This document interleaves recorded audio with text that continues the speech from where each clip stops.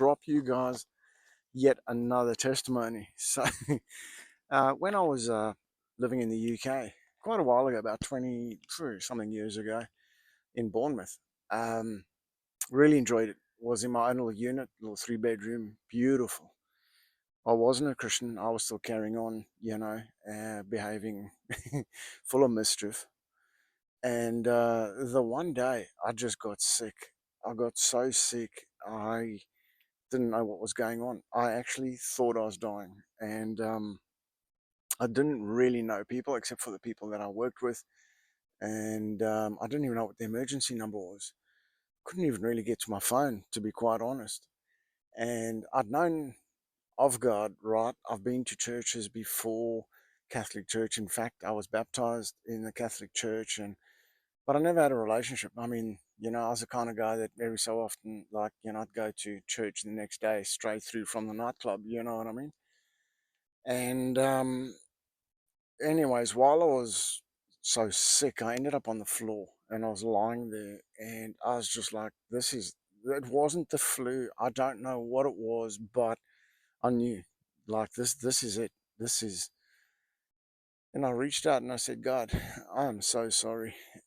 If you heal me, I'll turn from my bad ways and I'll follow you. So I fell asleep on the floor there. And again, nobody around, no one.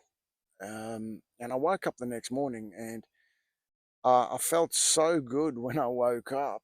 It wasn't like a gradual when you're coming off the flu or anything like that where you feel a bit better and a bit better. This was like, let's get up. And the energy was through the roof. It was insane. It was actually my day off work and I was contemplating on actually just going to work, believe it or not.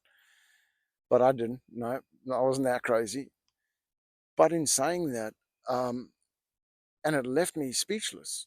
I think what really stood out to me afterwards when I really thought about this years later and still now is that, I was just lying there.